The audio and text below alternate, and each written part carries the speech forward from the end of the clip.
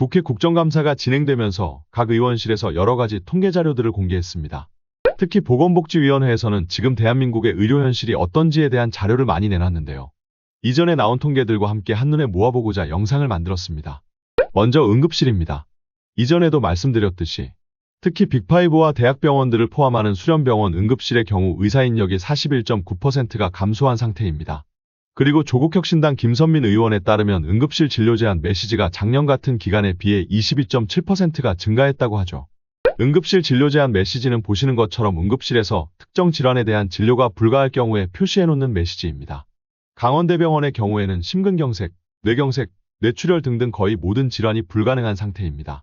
이러한 응급실 진료 제한 메시지가 증가했다는 것은 병원들의 후속 진료 여건이 악화되어 최종 치료가 불가능한 병원이 늘어났다는 뜻이고 환자를 받을 수 없는 응급실이 명백히 늘어났다는 뜻입니다. 그래서 소위 응급실 뺑뺑이라고도 불리는 119 구급대 재이송 건수도 작년에 비해 평균 40.5%가 증가했다고 하죠. 더욱 문제인 점은 2024년 그래프에 대해 추세선을 그려봤을 때 증가 추세라는 점입니다. 이것이 결국 사망률이 증가하는 방향으로 작용했을 것으로 보입니다.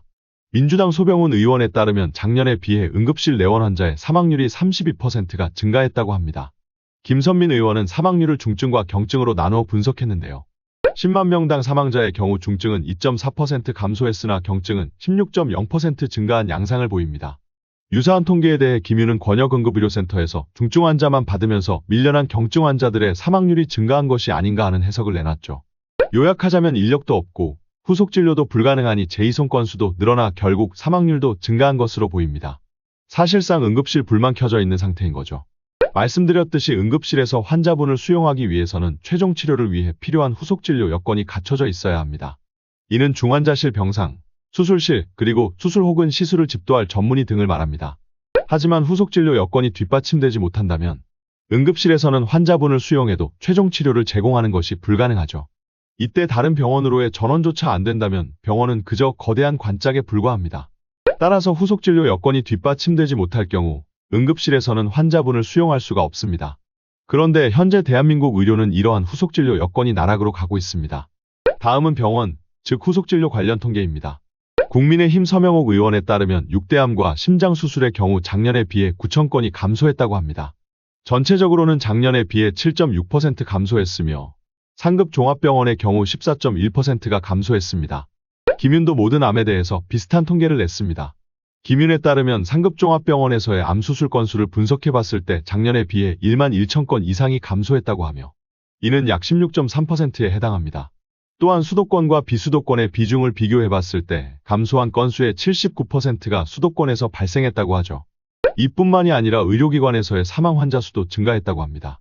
상급 종합병원의 경우 사망인원이 총 2,011명, 진료인원 1만 명당 0.8명 감소했으나 의료기관 전체를 놓고 봤을 때에는 사망인원이 총 2,219명, 진료인원 1만 명당 0.3명이 증가했다고 하죠. 중환자실 입원 환자의 사망률도 증가했다고 합니다. 작년의 경우 1월부터 5월까지 총 11.3%였으나 올해에는 11.7%로 0.4%포인트 증가하였고 시기를 세분화해서 보면 2월과 3월에 급증했었다고 하죠. 요약하자면 암 수술을 비롯한 병원 정규 수술 건수도 줄고 병원 내 사망률도 증가한 것입니다. 그렇다면 이런 병원 상황 말고 지역의료의 상황은 어떨까요? 민주당 서영석 의원에 따르면 의료 취약지의 지역의료를 담당하는 공중보건의사가 없는 보건지소가 작년에 비해 급격히 증가했다고 합니다. 작년에는 공보의가 배치되지 않은 보건지소가 337개소로 27.6%였는데 올해에는 558개소로 45.6%라고 하죠. 이는 1년 사이에 65.6%가 급증한 것입니다. 원인은 명확합니다. 정부에서 빅5와 대학병원의 의료 공백을 메꾼답시고 모두 차출해갔기 때문이죠. 김윤에 따르면 대학병원 파견 공보위의 83%가 의료 취약지에서 차출되었고 이주영 의원님에 따르면 그 차출된 공보위의 50% 이상이 빅5와 서울 대형병원에 배치되었다고 합니다. 요약하자면 이주영 의원님의 말씀처럼 어려운 집 곳간 털어 대감되게 시주한 것과 다름없는 상황인 것이죠. 다음은 재정 관련 통계입니다.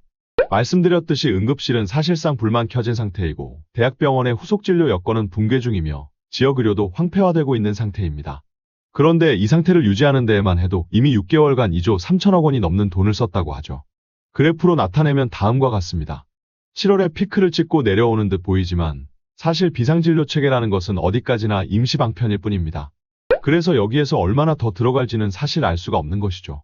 건보 재정이 줄줄 새고 있는 상태인 겁니다. 정부와 보건복지부 그리고 교육부는 전공의와 의대생들이 2년은 안 쉴 것 같다며 2호 학번 신입생이 들어올 때까지만 버티려고 하는 것 같습니다. 이런 생각에서 나온 말이 2조 후에 6개월만 버티면 정부가 이긴다라는 말이겠죠. 그런데 지금 이게 누가 이기고 지는 싸움도 아니거니와 6개월을 버텨도 달라질 것이 크게 없습니다. 다음은 퇴사한 전공의 관련 통계입니다. 86.7%의 전공의들은 사직서를 내고 퇴사한 상태이고 그 중에서도 인턴은 96.4%, 레지던트 4년차는 78.0%를 기록했습니다. 인턴의 96.4%가 퇴사했다는 것은 내년 전문의 과정을 시작하는 레지던트 1년차가 사실상 없다는 뜻이고 4년차의 78.0%가 퇴사했다는 것은 내년에 배출되는 전문의가 전체의 4분의 1도 안 된다는 뜻입니다. 게다가 9월 하반기 전공의 지원율이 1.4%를 찍으면서 퇴사한 전공의들은 다시 대학병원에서 전공의를 하면서 수련을 받을 생각이 없다는 것을 분명히 보여줬죠. 심지어 이미 35%는 다른 의료기관에 취업을 한 상태입니다. 대학병원으로 다시 갈 이유가 전혀 없는 겁니다. 퇴사한 전공의들 중 일부는 미국 의사 혹은 일본 의사를 준비하고 있기도 합니다. 요약하자면 이미 사직서는 수리됐고 퇴사까지 했으니 대학병원으로 다시 갈 이유가 없는 상태인 거죠. 마지막으로 휴학한 의대생 관련 통계입니다. 학생 선생님들의 올해 2학기 등록률은 3.3%이고 실제 출석률은 그보다도 적은 2.7%밖에 안 된다고 하죠. 본과 4학년 선생님들은 국시 실기시험 접수를 거의 하지 않은 상태입니다. 접수자 수는 작년과 비교해봤을 때 10.8%인 347명으로 2020년 당시보다도 적은 수치를 보이고 있습니다. 이는 내년에 배출되는 신규 의사가 거의 없다는 것을 의미합니다. 게다가 남자 학생 선생님들의 사병 입대가 이어지고 있죠. 작년과 비교해봤을 때 군의학자 수는 6.5배에 달하고 직전 3개년 평균치와 비교해봤을 때에는 7.6배에 달한다고 합니다. 중요한 것은 지금 통계에 잡히는 선생님들은 일찍이 사병 입대를 선택하신 분들이고 상황 돌아가는 것을 봤을 때 더 늘어날 일밖에는 없다는 것입니다. 또한 거칠게 계산해봤을 때 이번 사태가 터지지 않았다면, 그래서 학생 선생님들이 사병 입대를 택하지 않았다면 전체 의대생 중 군필자 비율은 약 7% 정도였을 것입니다. 하지만 이번 사태로 인해서 군필자 비율은 최소 14.7%로 상승했죠.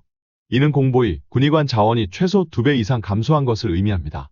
즉, 향후의 공보의, 군의관 부족 사태는 선명하게 예견되어 있는 것이죠. 요약하자면 학생 선생님들은 최소 1년 이상을 쉬겠다는 것을 명확히 하신 것입니다. 응급실은 사실상 불만 켜진 상태이고 병원의 후속진료 여건은 붕괴 중이고 지역의료는 황폐화되고 있는 중이고 건보 재정은 줄줄 새고 있는 중이고 퇴사한 전공의들은 이미 대학병원을 뛰쳐나와 있고 휴학한 의대생들은 1년 이상 쉬겠다는 의지를 명확히 하신 상태입니다. 이게 한눈에 보는 2024 대한민국 의료붕괴의 모습입니다. 그런데 정부는 별 대책이 없는 것 같습니다. 그저 설득하겠다, 논의하겠다, 돌아오면 해결된다라는 말만 반복하고 있죠. 그러면서 뒤에서는 조건부 휴학 승인이니 의대 5년제니 하는 이상한 꼼수나 부리고 있습니다. 어이가 없는 점은 의대 5년제는 여론이 안 좋으니까 할 수 없다면 안 하는 것, 이러고 있다는 거죠. 복지부는 국정감사 태도를 보면 요새는 그냥 기도만 하고 있는 것 같습니다. 그 와중에 교육부 2주호의 레전드 발언이 나왔죠. 의대생들은 휴학의 자유가 없다고 하였습니다. 전공의는 직업선택의 자유가 없다고 하던 박민수가 생각나지 않을 수가 없죠. 애초에 이런 사람들하고 무슨 대화를 하고 무슨 설득을 하겠습니까? 사실 정부가 설득해야 할 사람들은 전공의와 의대생이 아닙니다. 이 의료붕괴를 어떻게든 수습하고 복구하기 위해서는 단 한 명만 설득하면 됩니다. 그 외에는 아무런 의미가 없죠. 그 사람이 설득될 때까지 혹은 끌려 내려올 때까지 다들 건강관리 잘 하시길 바랍니다. 오늘도 영상 시청해주셔서 그리고 항상 응원과 격려에 감사드립니다. 더 많은 제 개똥 철학과 뇌피셜을 듣고 싶으시면 구독과 좋아요 부탁드립니다. 감사합니다.